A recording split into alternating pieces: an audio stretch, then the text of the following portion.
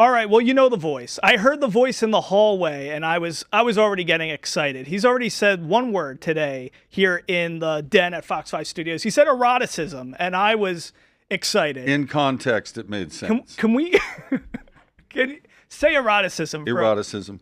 See, when Kenny Mayne utters the word eroticism, it sounds And that's what different. this show's about today. We're talking relationships. We're taking your questions, and we're going to fix and heal people today.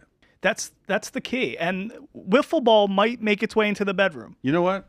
I've had people say, because you know how it is, like they'll say, I don't want to say it. I'm not going to go there. Never mind. Do it. Come on, have fun. We don't. No, people, like we had here's a better example. We had the Main Street show. I used to do like a comedy show on ESPN.com. We had Aubrey Plaza, Allison Becker, John Glazer, Ben Schwartz, John Mulaney. Oh. He was in one episode.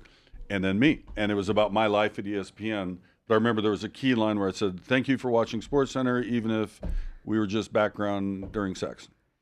Right? You know that you're on in the kitchen, in people's bedroom. Like, that was always weird to me, how people are watching you. I love that. And I honestly, when I first fell in love with you, I was still a virgin. Mm-hmm. But if I could have had you in the background while I was having sex, I would have chosen that. That would have probably. So you were a kid in New Jersey. What years are these? I'm 32. I turned 33 on Saturday. So You were like kindergarten when I was on. No, what are you talking? Well, in the beginning, but yes. I started in '94 at ESPN2, and I remember distinctly the guy said, "Don't have any aspirations of moving to SportsCenter.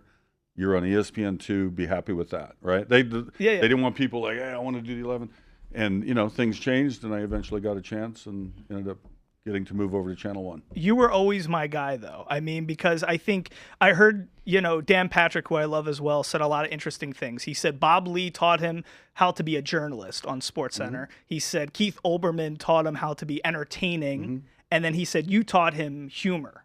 And I think it's so full circle to learn about what you're doing. Not only are we going to be getting into Wiffle Ball and this great documentary you have about a little competition you had with Ken Griffey Jr., but you're also performing now comedy, and you're on the stage at Jimmy Kimmel's here in Las Vegas at the LINQ, and it's a full circle thing for you because you always demonstrated your unique ability, your forte, your dry sense of humor. It was like watching Steve Carell on The Office, but do sports at the desk. It was a very beautiful thing that you could bring to the screen and engage viewers with, and we all know even from Sunday NFL Countdown and all the little things you did. So when did you first find this quality? Because it was so natural, so organic, but how did you know that was your special sauce coming into such a big pressure gig at ESPN? Well, I mean, the thing I'm doing tonight, I've never done, actually. I've been in front of audiences, banquets and the upfronts, the big ad sales thing. I've done that, a million times.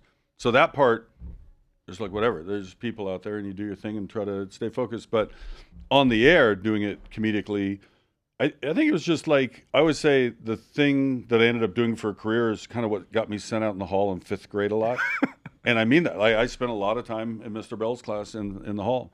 And because I was, what's the funniest thing I can say right now to own the room, right? That was the goal. And maybe sometimes I was like a disruption in class. I got those marks, on your report card. But I don't know. I grew up watching Johnny Carson. My dad was funny. My friends were funny. My sister's boyfriend, just Bugs Bunny, Get Smart, Bullwinkle, Jetsons, Wow. Stanford and Son. I'm leaving out 100 more. George Carlin, Richard Pryor. I think you just consume all this as a young kid. Right. And I'm not copying them, but they kind of inform you. And the key thing, I always say this to everybody, it's overused, but being authentic. I'm the same guy, right? I'm essentially acting like you would expect for having seen me as a kindergartner. But yet you have to read the hockey names correctly and get the score right. So that you had to be a little more official in doing a SportsCenter, yet get in your cracks when you could. Yeah, it's true. And that's why I think ESPN was so successful, because everybody, Rich Eisen, and everybody had a unique voice. Stewart, yeah. Stewart had that. So for you to have those, that unique quality, I think that was a big drawing factor. But let's go back a little bit further in time, because I think what's fascinating here is we're here in Las Vegas, Wenatchee is where you were at. Wenatchee. You know who coached there? Who? Quiz. High-level NFL coach. Innovative passing coach. long ago. Breakthrough coach. Bill like Walsh. You're getting there before him. Revolutionized football to some degree. Don Coryell. Oh, I don't even know who that is. He coached Dan Fouts. At Chargers. Okay. So he was a coach there. I walked on at Washington out of high school. Then I walked off 5 days later. I thought I was better than the freshman, and he was on scholarship, and I wasn't. I was just like, what am I doing here? I want to play. So I went to a junior college called Wenatchee. It's where you get your apples from, right over the mountains. Okay. And then I walked on at UNLV. They looked at me and a guy named Sam King out of JC in LA. They chose him, but I loved the feel of it. I loved the coaching. I was like, I'm going to go try anyway. Immediately got a scholarship, but I was, second string most of the time here. And Randall was there as Randall well. Cunningham was a freshman when I was a senior. Yeah. Wow. So you're playing, and I mean, listen, you were. People always talk about your arm. I've heard it in many interviews. That's People all say, I have, really. I mean. And your humor. Come on. And maybe I should have taken football more seriously too. Who knows? I was in there cracking jokes in the huddle, but no, it really is. You're starting to get there. It's kind of cool coming back to Vegas, where some of my best years, 19 years old. When people ask like, what year would you like to get? 19. There was so much in front of me and the opportunity and coming to Vegas and the whole thing. And then I've done some things in Vegas since, come here a bunch of times for stories and conventions and whatnot. And then more recently, I did some work with Caesars for a couple of years. Right. And then that was about a year and a half ago that stopped. And now I'm coming back to do something brand new. So I've known Jimmy for a while. Over the holiday, over Christmas just now, I just dreamed up this idea. I got this little movie that's on Fubo Sports. I think I can make up a whole hour show by, getting the thing going and telling childhood stories, and then set the table to then watch. Right. And this is a 30-minute doc. It's called Wiffle Ball. It's a tape. You have tape from 34 years ago of you actually. Beta SP. Right. I don't even know what that is, but news stations definitely do. Yeah. That's what we used to use. You had this footage. It was in garages. It was on shelves. Basements. It was all over. Basements. It's surprising that it still worked. Honestly, a tape that old, like it would oxidize or something. It's meant to be. So I ran into Griffey at the Seattle Sports Awards show, which, by the way, I'm going to brag here. Yeah. I'm getting an award this year, the Keith Jackson. Really? Whatever the hell it's called. Some award named for Keith Jackson, famous broadcaster. Yeah. And I asked the lady when she called to tell me I'm going to be honored. I said, do I have to retire? And she's like, you don't have to retire. Your career has diminished for sure, but no, it's just they honor somebody in the greater area, it's kind of cool. I'm very proud. I usually don't brag up what I'm doing, but it ties it back in because Griffey 2 years ago won an award for like legendary achievement as an athlete, right? And afterward I went up and said, your speech was awesome, good seeing you. And he brings up the day we threw wiffle balls 34 years previous. Oh my God. And in my head, I'm like, if Griffey still thinks about that day, then maybe I should reconsider that day. So I was like, I'm going to make a dumb documentary about that day. It's just like a day in the life story, and it's the quest to find what's on the tape, right? You were saying the tape was so ancient, nobody has those machines anymore. Right. But I found a guy, Joe Wren in KOMO in Seattle. He had that machine. We put the tape in, and we reveal for the first time in 34 years what happened that day. Ken Burns is in it, the famous documentarian. I got Pearl Jam music, Head in the Heart music, Sam LaChow, good rapper in Seattle. An artist named Keegan Hall does this beautiful drawing of Griffey. We got all these cool elements, and I was able to get it on Fubo TV. And the goal was that I kind of prove I know how to do this, and somebody says, we'll get behind your next one. So what's fascinating from the little bit I've seen from the documentary Wiffle Ball is it's fascinating how seriously he's taking it, because you are a guy, you played, you even had a tryout with the Seahawks, right? So, you're a guy who's got an arm. Griffey and you are throwing this wiffle ball, and you said off air it's kind of even more like it was like a pickleball. Yeah, we found out later that we weren't using a legitimate wiffle ball. I then go back to driveline baseball with a real wiffle ball to try to beat my number. Right. And I actually did, because this ball was lighter and had a little more. It's funny, you were using a lot of expletives, and it was hitting the ground a few times. But the funny thing is, and this is where I'm getting at with this question is, listen, Ken Griffey, when he was in Seattle and he was starting out, this was like LeBron James level fame. It was a major deal. Of course, Ken Griffey Sr., all those things at play, but you could tell, and that's why you've been around enough athletes working at ESPN your whole career. He has that special competitive quality. 100%. Like for him to remember this at that award show, like to me, do you think that's a prerequisite, a quality you need to be that be great. competitive. Well, I mean, Michael Jordan is the height of it, right? Exactly. He doesn't want to lose playing dominoes. He doesn't want to lose who's going to get to the door. You know, I'm not that. I'm competitive. Like, I want to win at things. I went to the eye doctor the other day, and I was like, lower row, G, maybe a B. I don't know, you know. But yeah, Griffey had that. But the thing is, I'll never know. Or he could tell me. Was he trying full speed? Because it didn't look like he was. He turns to Harold Reynolds, who was there, the all-star second baseman. He says, "What do I got to beat?" Thinking he's going to easily beat it, right? And Harold says 61. He's like, he threw 60. He said it just like that. He threw 61, and then Griffey gets a 61.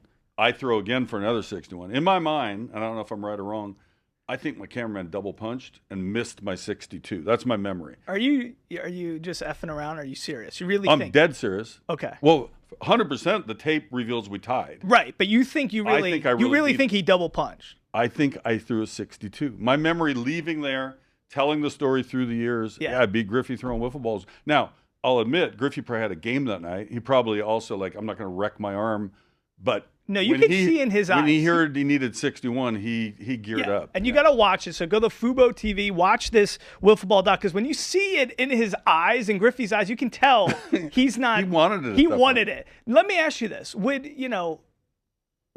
if you could find out that you actually, in fact, did beat him, and you did have a 62, we called the Guinness Book of Records probably at that point. Yeah. No, but what would this do for? I mean, you've accomplished so much in your life. Would it change? It would boost my ego somewhat. Yeah. I mean, do you need this?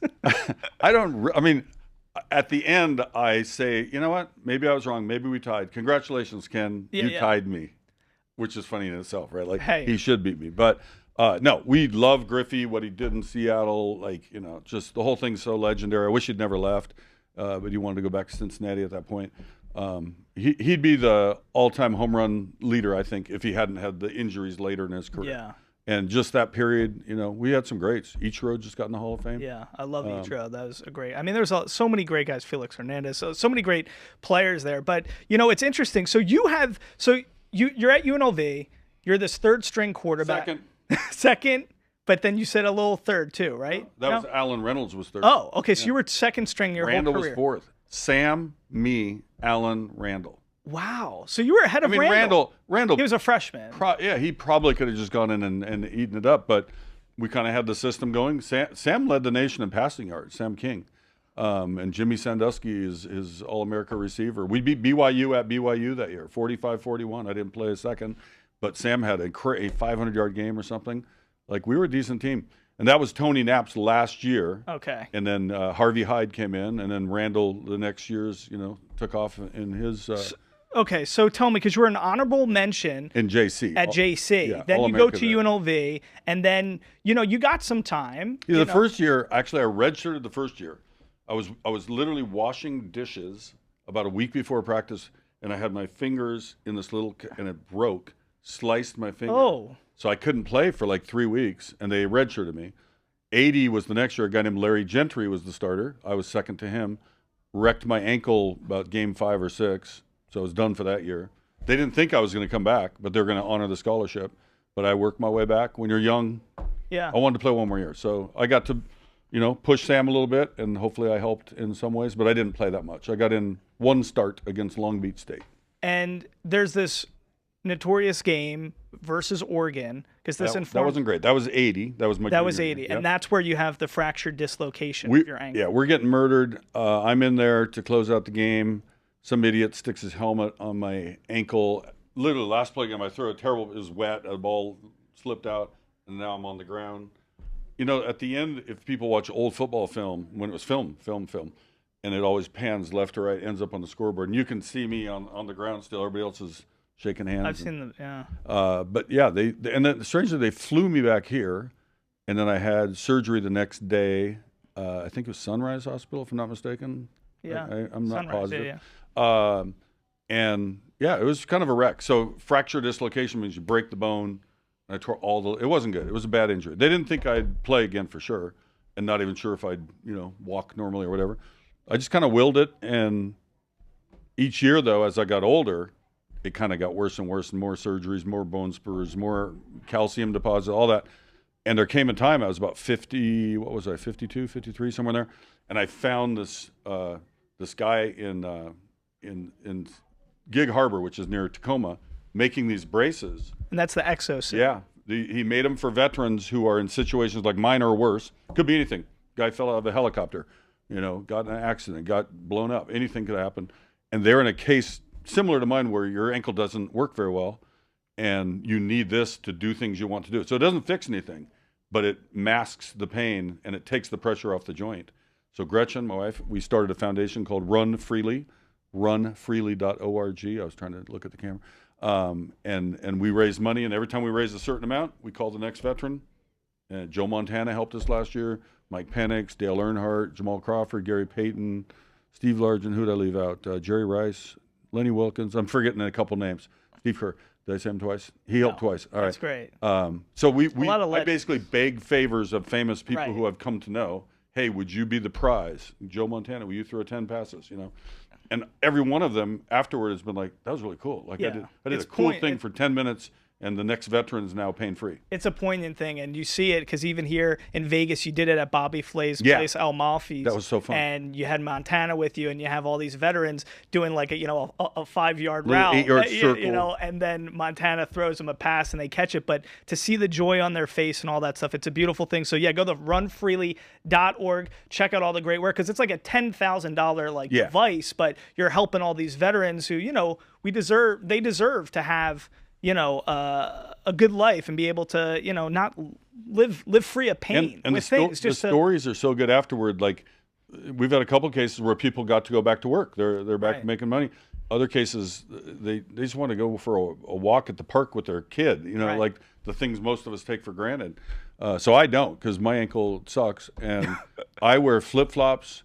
Barefoot's the best. Flip-flops second best. Slippers sometimes, but anytime I put my foot in any kind of shoe, it's weird. Like even a high top, it just doesn't work. So all those years when you're anchoring at ESPN, what were you? Barefoot mostly, or flip flops.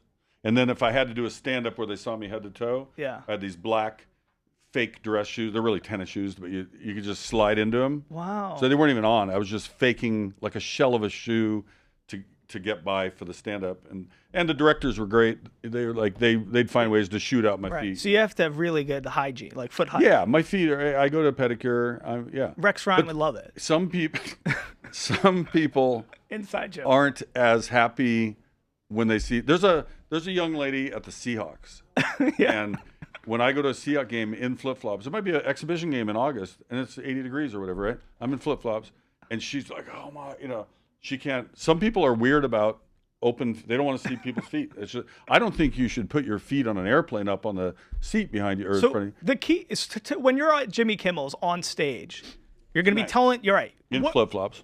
In flip flop. That's what you're going to. But I don't want to give away too much, but I will tell this story to some degree. Yeah. There's a reason behind it. So I'm going to do an hour. I could put on tennis shoes and my brace, but I don't need my brace for that. I need my brace to do athletic things. I don't need it to walk across the street and walk up some stairs. Serious question for you. So like when you're trying out for the Seahawks, when you're in those such situations, where have you felt the most pressure in your, like, did you feel more pressure on the football field at ESPN when you were trying to make your run at that, tonight when you're going on stage and doing stand-up? Like where do you ever have, where do you feel that pressure, I think, just when things, if you're trying to put something together and there's limited time and there's our guy we want to interview and clock's running and, the pressure of making it work, I guess. Yeah. But as far as nerves, like, I think I'm feeling less pressure about tonight than a Sports Center where at last second they're handing you a sheet. Like, how do you say his name? Yeah, like that would happen. I don't know. Because my first time meeting you, I will say, I thought you were even going to be more, like, I can't believe how calm, cool, and you really are, like, exactly how you are on TV. Like, I can't actually believe it. Like, how you are. You're calm as well, aren't you? No, I'm not. I have the Jewish neuroticism. So it's, Not eroticism. That was a different word. That's an oxymoron. That was earlier in the program. There is no Jewish eroticism. Wait, when is this being broadcast to the world? This thing we're doing right now. We have so if you check, because we know the show's so tonight. Rex Ryan has a special camera that is going straight to your feet, right over there. No, this is broadcast to the world this week. So you're but will my show at Kimmel's be over? Yes. Well, that is some bullshit. Okay, because.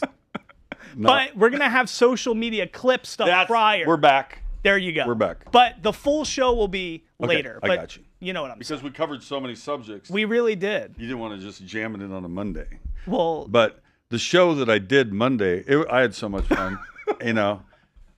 Tore the place down, and my wife was there. My friend here, Ron, flew in special for it. Beautiful that Ron was here. Big. Some local, it really is cool. I was truly, I'll say like two sincere things ever, but the fact that a bunch of nice local people, first of all, the hospitality of the Kimmel people, and and then Caesars, and like the SID for UNLV. He and some friends are coming. Some other friends around town. I called Randall Cunningham and leave him 2 tickets, like like you do for Elvis. I don't know if he's in town. He might be at the Super Bowl already. I don't know. Listen, we're gonna make sure we're gonna promote. And I like the Eagles. I'm picking the Eagles. Good. Okay. I was not because I hate KC. I'm not in on that. Like I don't really think there's. You don't have fatigue. Vast conspiracy. And the other thing that kills me is I was walking through a restaurant the other day and I heard the dad talking to the people. I hated the Taylor Swift on. I was like, dude, the thing's gonna be 9 hours of programming. She might be on for a minute. Right. She's famous. She's at the game. Her boyfriend just scored a touchdown. Like, kind of natural. And it's no different than Jack Nicholson at the Lakers or Chris Rock or somebody at the Knicks game. Who am I forgetting? Ben Stiller. Right. Spike Lee. 100%. It's normal to make the event seem cooler by showing the cool people who are at the event. It's like a simple technique. I don't think people should be all worked up. But I like Philly mostly because I think Saquon's going to be big again, and I think they're going to let Jalen do more than is expected. I think he will open the door for Jalen to have a bigger game. And they're just a good team, They have a great roster. Yeah. It's a tremendous roster. We saw Jalen 2 years ago in that Super Bowl. He went neck and neck with Mahomes. He had that fumble. That kind of was the difference maker, but he really displayed a lot of great stuff. From a UNLV football standpoint, I'd be remiss if I didn't ask you, I'm excited. This year, I mean, it was being here in Vegas, what Barry Odom had accomplished with this program, getting in the top 25, the excitement. I mean, for a long time, that was the story of Las Vegas when it came to football, more so than the Raiders. Tell us a little bit about what your thoughts are. Him leaving, going to Purdue, and the Dan Mullen thing. How does Dan Mullen kind of take this and run with it after seeing Barry Odom go? I would argue you go back even one more. I thought Coach Arroyo did a pretty good job to get it elevated here, right? And then Odom took it up here, and Mullen sees like this pretty cool program. Vegas is a great town for sports, especially like sports broadcasting, the department I was in. There isn't a sport that's not here, right? They're all here. And if you're a kid, covering, go, if you love hockey, do hockey. If you like women's basketball, do that. If you like fighting, car racing, whatever. But it's a good town. The school has developed into much higher standards than my days. They let people like me in back then, right? Out of JC. Math for everyday living didn't transfer. They had that standard. But I think Mullen's just like, hey, they got it going. The whole NIL thing is wild, wild west. We're going to lose some guys. We're going to get some guys. He'd been out for a minute, but he had success elsewhere. Yeah. To hear his enthusiasm, like, man, thanks for the keys. This thing's already, you know what I mean? So it's not like a rebuilding. It's taking it from here and trying to go on. They were one game away from being in the 12, just a better game at Boise. I know. By the way, Tony Knapp coached at Boise State, brought Boise State from a JC to a 4-year football program. See? And then he ended up at UNLV, and then there was some synergy there. Who would you liken yourself to as a quarterback? Who were you like if we're somebody like today? Erratic, somebody super erratic. Jameis Winston, probably, good guy, says jokes, that guy. Gotcha. I wish, we were talking about before we started, that I should have taken some things more seriously. I took a lot of things more serious than you would think. Like my school, very serious. I was in political science, journalism. I was wanting not to do sports, but to do real news. And it just happened that I got moved over at my little station in Seattle. We were only 5 days a week, 10 o'clock news, an hour ahead of the rest. You wanted to be like an Edward R. Murrow? If not him, Ken Burns would have been all right. Really? Oh, so that's there's only one Ken Burns, but even Ken Burns. I was way more serious about that part of my life, And it felt like cliche to be like, I played football, now I'm doing sports. I think there was a little bit of that. Our station was Monday through Friday, 10 o'clock news, an hour ahead of the rest. Our other motto was, if there's news on the weekends, it's news to us, because we didn't have a weekend. We had no weekend. Wow. Then they added the weekend, Saturday, Sunday. Those are the days of the weekend. And they said, well, you play football, you're doing sports. That's how it happened. Really? So there had no, it was really. I wasn't trying for it at all. So the fact that Ken Burns is another full circle moment for you, the fact that you wanted to kind of be him, the guy who's he's the Michael Jordan of documentary filmmaking. He's the great. I even like Dust Bowl. Dust Bowl was good. I didn't watch that. I've seen all. You know, I watched like a jazz, like his thing on jazz or the Holocaust. Vietnam, amazing. Yeah, that's a good one. Have you seen National Parks? No. It's one of my favorites. It's called America's Best Idea. And it's about the origin, how these parks were set up. Dust Bowl. Dust Bowl. I gave him a hard time about Dust Bowl, and I think he got pissed off. It's in the movie. I go, dude, I love all your stuff. I even watched Dust Bowl. That was like really long movie about dust and the people. And he kind of gave a look like, and he's doing me a favor, and I'm dissing one of his. But I wasn't really, because I actually did like it. No, Dust Bowl. But it is funny going back where my interest was more.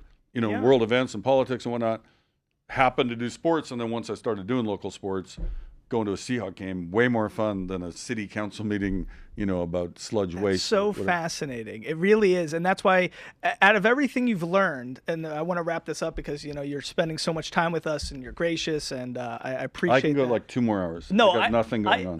No, I appreciate it. Learning, like, give and take with the universe. When you think about your life, as me as a guy, because I look up to you in so many ways, that mechanism and that fine line between really wanting something and going for it, and then also being able to let go. The fact that, like I was telling you when I first met you, I was like, you could have easily been on SNL. You could have easily done like a Second City type of thing, an SCTV. Like it's crazy for me to hear you say I wanted to be Ken Burns or Edward R. Murrow when it's so obvious your abilities lean one direction. It's kind of like, a scrambling quarterback who's like deciding he doesn't want to use his legs and just be in the pocket the whole time. But it's like, come on, dude, like you should be using your legs. This is what you're meant to be doing. You bring that up because years ago, in fact, it was one of Jimmy Kimmel's partners, a guy named Daniel Kellison. And Jimmy calls me and says, hey, my friend Daniel's trying to put a show together for Comedy Central, sports show. So there'd be the news show that they had and then do a sports comedy. And he said he's looking for a guy like you. And so I told him, maybe you call him as opposed to a guy like him. So Jimmy connects us, right?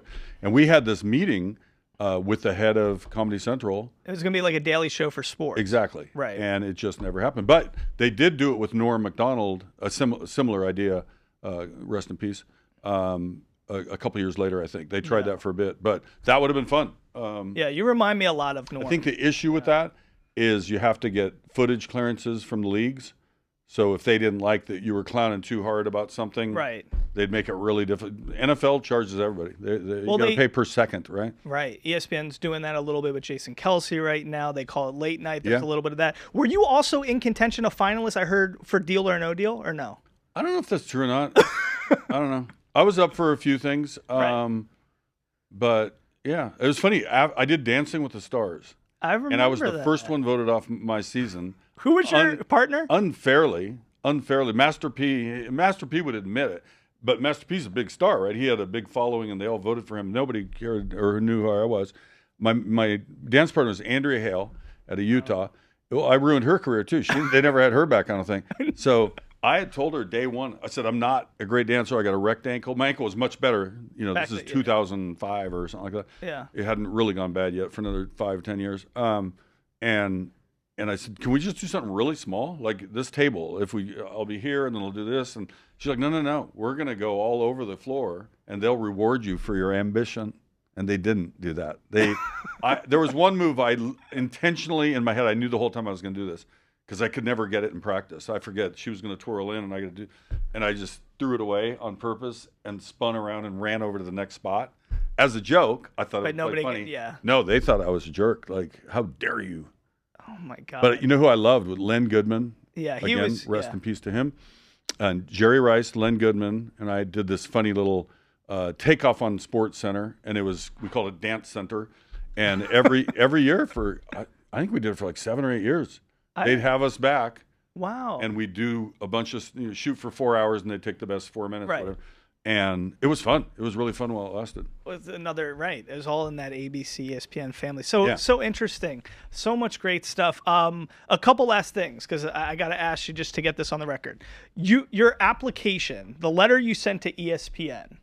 There's a famous story behind True this. story. It's a true story. Can you tell us a little bit about that? Well, first, how much time? We have all the time in the world. Yeah, this thing, there's no time. What is time?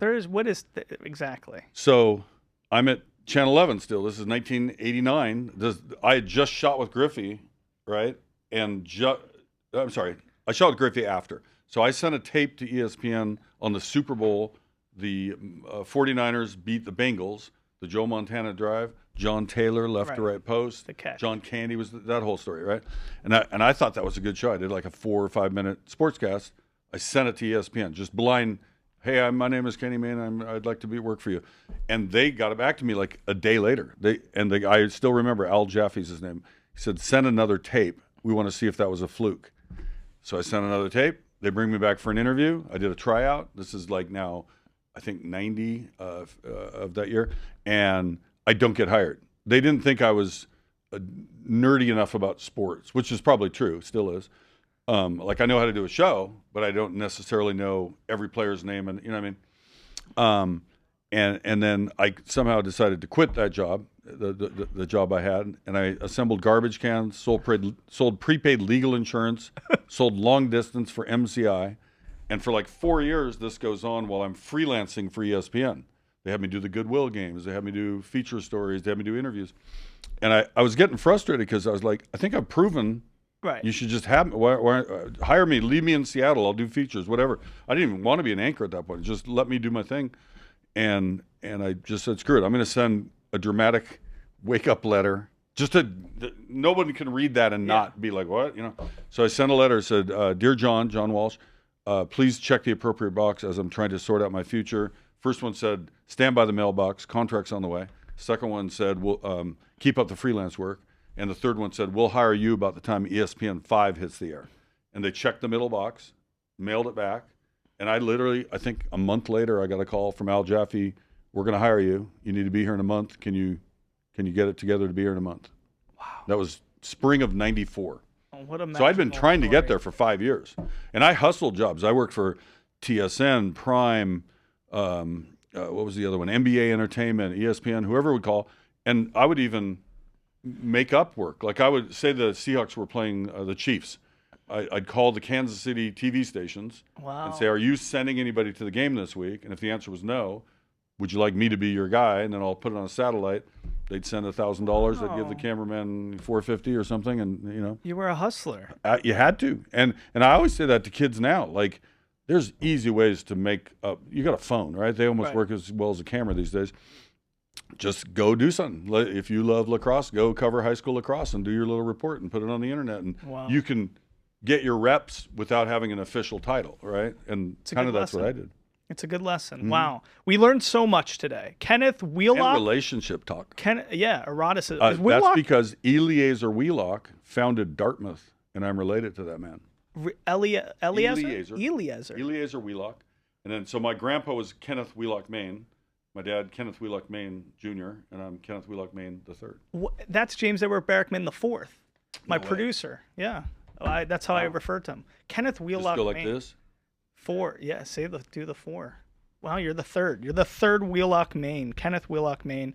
Okay, we learned a lot today. We learned that when I was a virgin, I could have had the opportunity to be having sexual relations with you in the background, but that didn't happen in college for me. That you need some more context on that one. That one, but you can cut it out later. Yeah, we can cut that out. So we'll talk about that. But here's the real things we got to remember. 1, runfreely.org. Boom. That's a big thing. Run Gretchen freely. and Kenny did such a great job. It's a great device. It's called the ExoSim, and it takes it lets you get back into life with no pain. It's a Kinda beautiful cool. thing. There's a lot of great videos there. You can learn about the story at runfreely.org and all the great people like Steve Kerr twice, Joe Montana, Michael Penix, Lenny Wilkins, a legend. A lot of great people have been a part of that. Can I mention one thing? Yes. You mentioned Lenny. Friday, I don't know when this airs, but Friday coming up, Super Bowl week Friday. Yeah. Gus Williams. He was a superstar for the Sonics, all-star, won our only championship in '79. Somebody I like. I'm in high school and college while he's this guy, right? Yeah, yeah. And then years and years later, I got to meet him, became a friend, and he passed away recently, and we're saying goodbye to him on Friday in New York. Oh, that's a beautiful thing. You know who's a good friend of mine who's always here on the show? Spencer Haywood. Oh, love Spencer Haywood. So he probably played with Gus. Wish him well. Yeah. He has. I was at the Spencer Haywood game where he wrecked his knee. The old Coliseum, which is now Climate Pledge, there was a leak in the ceiling. Yeah. And they still played the game. I mean, I think he sued and got something for that. Yeah. They literally played a basketball game knowing water's hitting the floor from the ceiling, and they'd run out and wipe it down. They'd go the other way. Yeah, that seems irresponsible. Some of the things he had Spencer's to go a sweetheart. through. He's a great human being, one of the best people Hall on of the Fame. planet. Hall of Famer, legendary figure. Number 24. Trinidad State. He was averaging about 36 points a game and 10 in his rookie season. Is he living here? Yeah, yeah. Okay, wish him well for me. Yeah, I will. He's a great dude. I'll tell him after. I'll text him. But in his rookie season in the ABA, he was the first overall for the ABA first overall pick. He was a Rookie of the Year, MVP, All-Star Game MVP, and won the finals. Was MVP. he with Denver? Denver Nuggets. And then we made a deal to get him out of the ABA and to come Hannah to Seattle. Storm's dad played a big role. Oh, wow. In getting him. Yeah, had to go to court. Yeah, Spencer Haywood rule, all that stuff. Yeah. He won it was a Supreme Court thing. If you became if you were more like Edward R. Murrow, you would have been. I would have a tough time reporting on the court these days, but I would say what's happening. Yeah. All right, listen, we could talk forever. The great Kenny Mayne, runfreely.org. We're going to be promoting this before your appearance on And after. That's with Jimmy Kimmel. This is like Nixon Frost. This is what do you call it? A seminal interview. Like this one will be. Is this the one that for decades to come? And we also got to remember the real reason he's here. Wiffle Ball. Go check this out. Fubo Jimmy TV. Kimmel. You do that if you don't go to Kimmel's tonight, which is now not tonight. 'Cause whatever. Just we're gonna plug it. Live your life. Do whatever you want to do, guys. Jimmy Kimmel. You owe me nothing. Wiffle Ball too. Okay, about the shirt, nobody mentioned. Wait, is this a real there's a place establishment? Yeah, but sadly, it's no longer. And then they took the big sign. So when you go to the Sonic game as a kid, take that left-hand exit off of I-5, and you went to the little tunnel thing. Yeah. And then there was the Elephant Car Wash. It was just this iconic. Like the cool burger joint or whatever, like Dick's cool. Drive-In up So there. it's like a cool. And it's no longer, I think Amazon bought all the property or something. But shame. I think they saved the sign at a museum up there. By the way, if you ever go up there, go to the Mopop Museum. Yeah.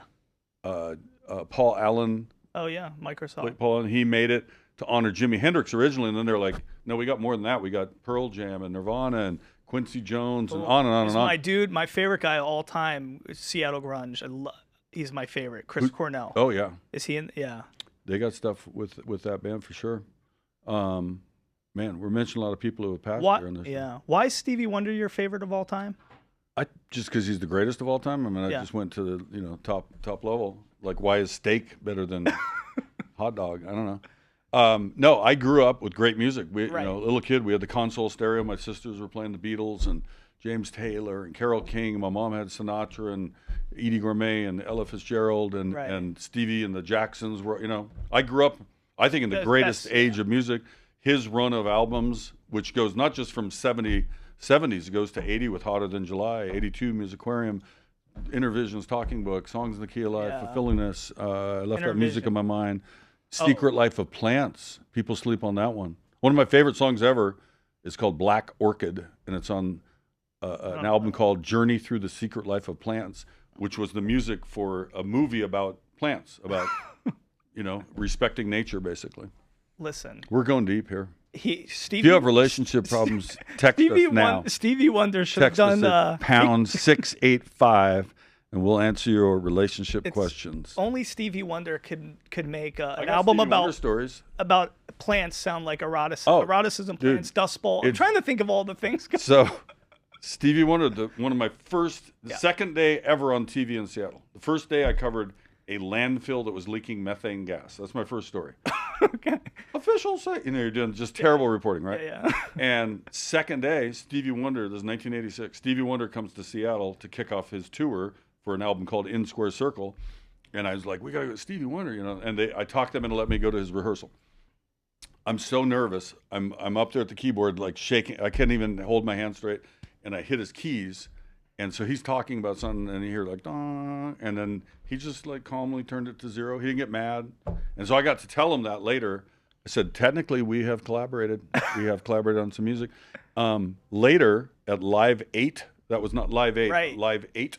And this was a bunch of artists doing, the point was to relieve some African debt. They wanted the Western nations to lighten up, right? So they had these cool concerts in Philadelphia and elsewhere. And I go to get Stevie Wonder to say one line, and I had to wait him out the whole day, and I had to keep sneaking in close. I had no pass, I had nothing, but some guy knew me and gave me a lanyard. Now I'm backstage, and then I get closer and closer, and his guy says, you stand right here when it's over. I'll bring him to you. You sell him. I'm not going to, if he hears it and likes it, he'll do it. If he doesn't, he won't. So I said, Stevie, I just need you to say, I can't be at the baseball all-star game. I have a high ankle sprain. And he crushed it in one take, and he starts walking away. I said, when's the next album coming out? He said, soon. And he keeps walking. Wow. It was amazing. What a great say. He always had a great sense of humor. Remember on SNL, he did that whole thing with the camera playing tennis. And, amazing. Yeah, so he's always had a great sense of humor, just like Kenneth Wheelock, Mayne. The third. Kenny, We're taking your calls now. Text us at #*58. I started this interview just asking him for some, generous advice about love life stuff. Mm-hmm. So we'll see. Can we take calls? Do we have that? We're going to work. When you come back, we're going to do that. We're going to get to the point where we can do that here. I like the calls, like doing shows where people, not only if they don't, what do you think about the Marlins middle relief? That was why I didn't get hired the first time. Now I remember. John Walsh asks me literally, what do you think about the White Sox middle relief or something? Well, they'll come in after the starter, and then do the mid innings, and then probably bring in the setup, close, and then the closer. That's how I see it going for the White Sox. And they're like, "Yeah, we're not hiring you." Yeah, you weren't sports nerdy enough, but it's okay. Listen, but I can cite other things. We could take a call from Ron about Will Howard. He's been telling us why don't sleep on Will Howard. Right? Don't sleep. Will Howard's going to be the best quarterback in this class. Okay. See, so that's Ron joining us from Ohio. I know a guy from Euclid, Ohio, Mark Novosel, who was one of our offensive linemen here at UNLV. He made. Do you know the scene in Jerry Maguire? Yeah. When Tom Cruise is brought to the back room, Renee Zellweger's friend who teaches him about jazz. Remember that they take him, and Mark Novosel did that to me about Springsteen because I liked him, but I wasn't. I didn't know. He says, we're going to sit down and we're going to listen. And he played like 7 albums in a row. Just listen to these words. And you were, Listen to these words. Gotcha. That's Mark Novosel calling in. Mark Novosel. Pound 581. Thank you to Mark Novosel. What's the big, how are you going to say goodbye? What are we doing? I've tried to say goodbye for about 30 minutes. We're done, guys. Listen. None of this will ever air. No, seriously. I did the TV thing over there, and the audio didn't work for like. The audio. We didn't know if we went to anybody. Nobody saw it. We don't know. It might have worked. Might not have. No, it did. All right, We're going to make sure people see this. Kenny Mayne, we love you. Thank you for all the tremendous years of entertainment, informing us, and just being such an inspiration to me. Appreciate it. Thanks for having me. It's very cool for me. If the younger version of myself knew this was happening, I would be. I am freaking out, but it's fun how life happens like that. So thank you. Thank you. Appreciate it.